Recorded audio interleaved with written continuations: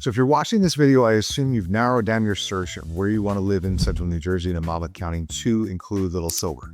That's great news, and what we're going to cover in this video is to give you a better idea of exactly what parts of town and specific complexes you might want to look at versus other ones.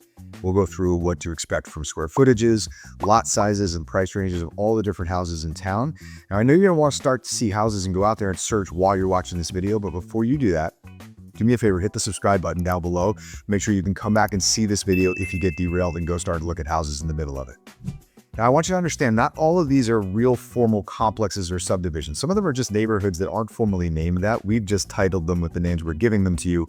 From 17 years of working with people, it's an easy designation for us to know what part of town we're talking about. So if you go on certain websites and search sites to look for these neighborhoods, you're not going to necessarily see them. But in the video today, we'll show you a map and we'll give you some parameters of geography to give you a better idea of exactly where we're talking about. So when you're doing searches on your own, you'll be able to find them. So let's get going. Now, it's very common if you're looking in Little Silver that you probably are also looking in Shrewsbury and Red Bank, possibly even Tinton Falls or Fairhaven. So check out our other videos here on the channel about those towns as well. Now that you're a property expert about Little Silver, make sure you download our Dream Home Buyer Checklist. In the description down below, there's a link for it. This is the exact same guide we use to make sure we know exactly what you want in a house and what you don't want in a house so that you can find your dream home with visiting less than 10 properties. Time is important. Time is valuable. We want to make sure that you can find a house in less than 10 properties so that you don't have to take time away from your kids and your family and work. All right, let's cover our first complex, which is Carriage Gate. This is the newest condo complex in town. There's only about a dozen of these units. They were built in 2016. They're all 3 bedrooms. They all have 2-car garages, and they're all newer open floor plans with higher ceilings. Now, the great thing about this is it's ideal for commuters. And the reason I say that is because it's located directly across the street from the Little Silver train station. So yeah, there's a little bit of noise, but it's also a bonus because you can wake up late, roll out of bed, go across the street, grab a coffee at Rook Coffee, which is inside the Little Silver train station, and then hop on the train to go to New York City if that's where you need to go. Now, also, the reason I say it's for commuters is that there are not a lot of other amenities other than snow removal and trash removal. There's no pool, there's no tennis court, so it's literally for young professionals or people who just don't have the need for a yard for kids and pets. Now, you're generally going to be spending around $700,000 to $900,000 for these units. They're mostly renovated again because they were only built in 2016, and it's a great place if you're not looking for a full single-family house to get started here in Little Silver. Next neighborhood we're going to talk about is called Alderbrook. This is the largest condo complex in town. There's a couple hundred townhouses in this complex, and it's located across the side street from Red Bank Regional High School, just south of Harding Road. Now, the cool thing about this is they're all 3 or 4 bedroom units, and they're townhouses, not condos. They also come with a 2-car garage, and unlike Carriage Gate, you do actually get a swimming pool and a tennis court and a bigger complex along with this one. They also take care of snow removal and garbage removal as well. Now, on the low end, you're talking about around $800,000 for the units that are a little bit less renovated. The whole complex was built in the 90s, so you do have a little bit of datedness to some of the units, all the way up to about $1.3 million on the highest, most renovated properties that are the largest units in there as well. And again, you're talking about somewhere between 2,200 square feet and about 3,000 square feet from the smallest to the largest. Another condo complex we're going to cover is called Little Silver Townhouses. And again, these are condos and townhouses. They're really close to where the train station is, only a block or so away from where Carriage Gate is. These were built in the 70s, so they're a little bit older. What I love about this complex is it's a little bit more affordable, so you can get in here between $500,000 and $800,000, but also, yes, it's close to the train station, but you're the closest in town to Fort Monmouth's Riverwalk. Now, Fort Monmouth is where Netflix is building their new headquarters, but because of how close you are here, you are literally a short bike ride or a walk of a block or so, not just to get to Fort Monmouth, but to get to the Riverwalk section, which is the portion that's going to have the most retail, shopping, dining, gyms, things like that are really nearby. So this is one of the big bonuses of that development if you're looking for condo living. So let's talk about Cheshire Square. So Cheshire Square is an adult community or a 55 plus or an active adult, just depends on what you want to call it. But in essence, it's a condo complex that's age restricted to folks who are 55 years and older. Now, one of the things I love about this complex is it's literally located in downtown Little Silver, so you can walk or bike outside of this complex without needing a car at all to everything that's in downtown Little Silver. It was built in the 70s. There's about 50 units in here, and they go very quickly, despite the fact that they're usually pretty dated. So when they come on the market, because it was built in the 70s, like a lot of these adult communities built around that time, they need substantial renovation. But even when they come on the market around $400,000 for an unrenovated unit, they go very quickly.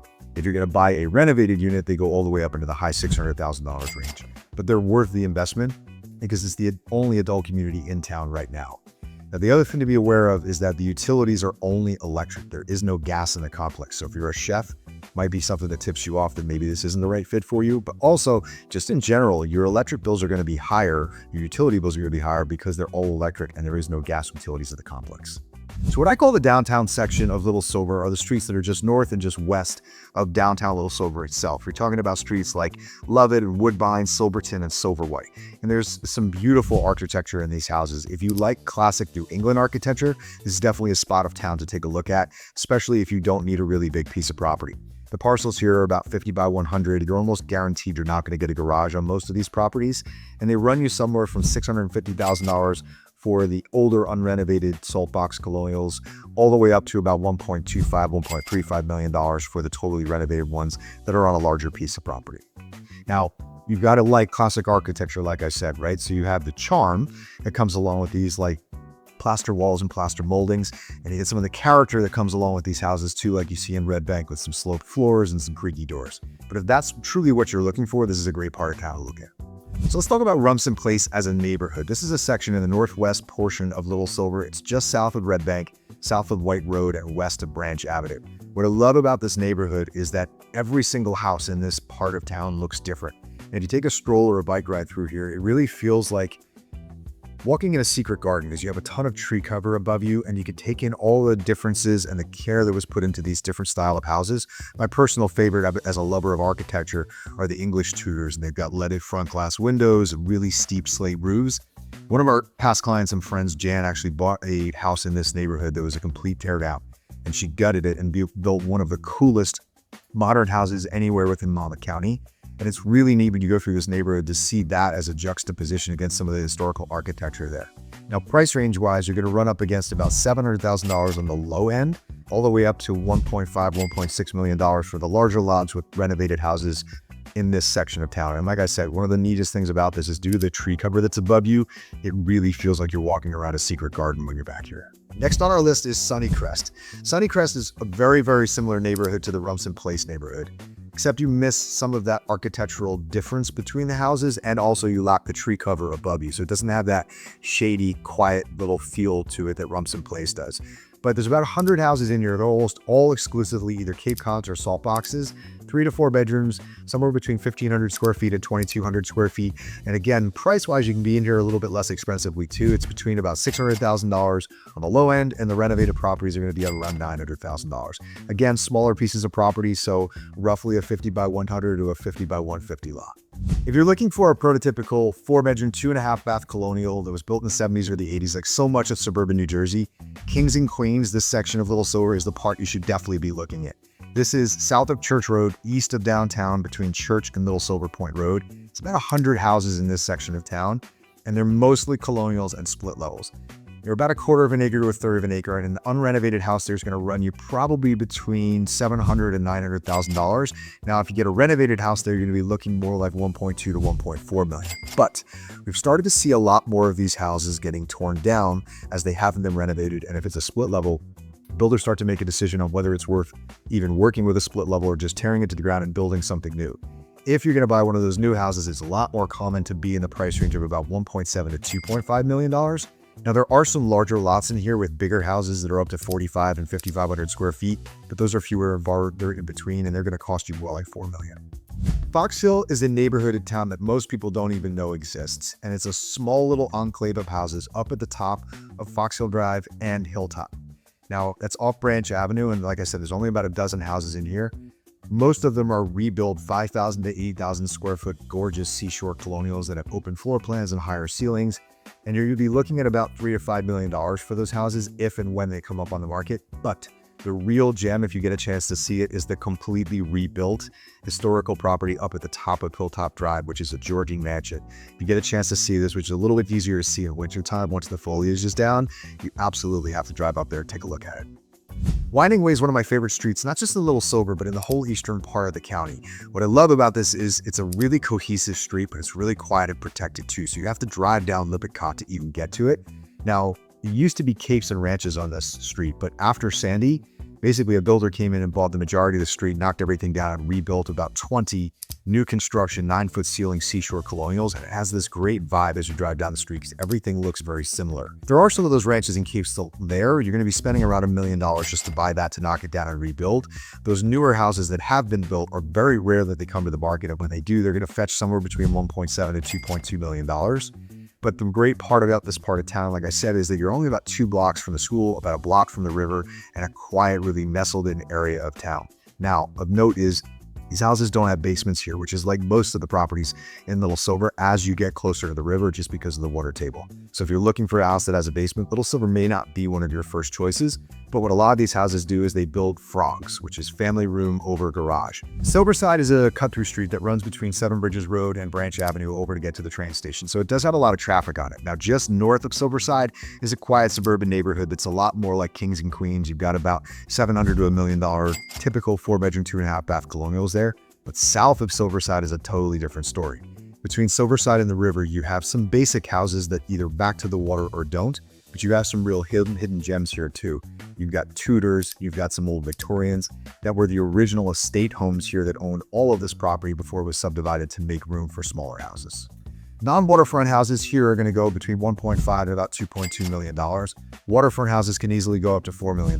But the reason why these waterfront homes don't sell for as much as homes, let's say on Point Road or Paag Lane, is because you're closer to the train and the train station here. So waterfront properties that back up to the river are going to be looking at, or at least hear, that train coming. And that does take some of the value out of these properties. It's also important to note, if you're a boater, that yes, you can still get out under the Seven Bridges Road with your boat, but if you're a sailor, you don't have enough clearance there to actually clear a sailboat mast underneath the bridge. So you might want to look on a different street that has waterfront access here in town. As you're driving out of downtown Little Silver, you're going to run into Rumson Road heading east towards Ferrier and Rumson. And there's a couple streets that you're going to run up against before you leave town that you might not even know are Little Silver. They're Mitchell, Vista, and Oaks Road. And they feel a lot more like Rumson than they do actually like Little Silver. You're dealing with lots that are about a half an acre up to about 3 or 4 acres for the biggest pieces of property. And there's some older ranches, but you also have some beautiful big estates that are much like the estate section or the riverfront section of Rumson. Now, for the older homes, the ranches, and some of the older split levels that are there, you're still going to be paying about $1.5 million for those because of the sizes of the piece of property. But for the renovated, bigger estates, you're easily in the $2 to $4 million range, especially if they're the bigger homes that are on the water. So if you're thinking about buying waterfront, you absolutely have to stop at Little Silver Point Road and Paag Lane.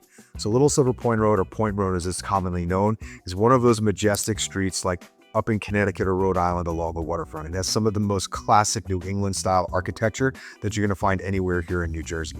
Now, they're dealing with larger pieces of property too, so the acreage here is usually about 1 acre to 4 acres, and the houses are going to cost you anywhere from $1.5 million on the low end, which is really a teardown, all the way up to about $7 million. Almost all of these houses are going to be waterfront, again on the north side or south side of Little Silver Point Road, and Paag Lane is a big horseshoe street that a lot of them are waterfront as well.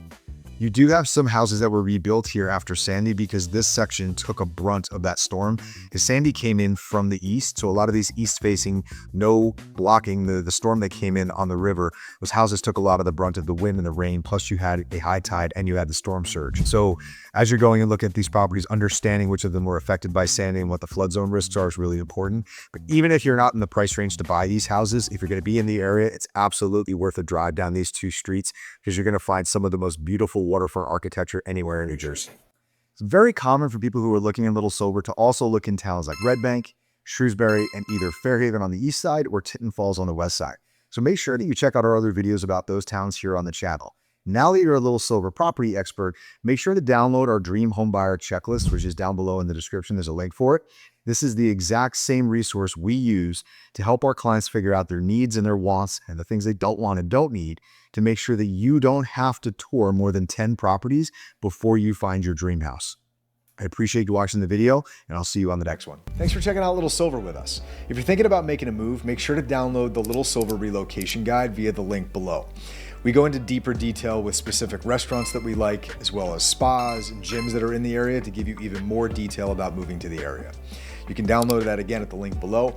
And if you're thinking about making this a reality, reach out to us. We'd love to discuss your plans and make sure that your move to Little Silver and Monmouth County in general is done with confidence. Lastly, make sure to hit that subscribe button down below so you can check out the new videos we drop every week about Monmouth County. See you on the next one.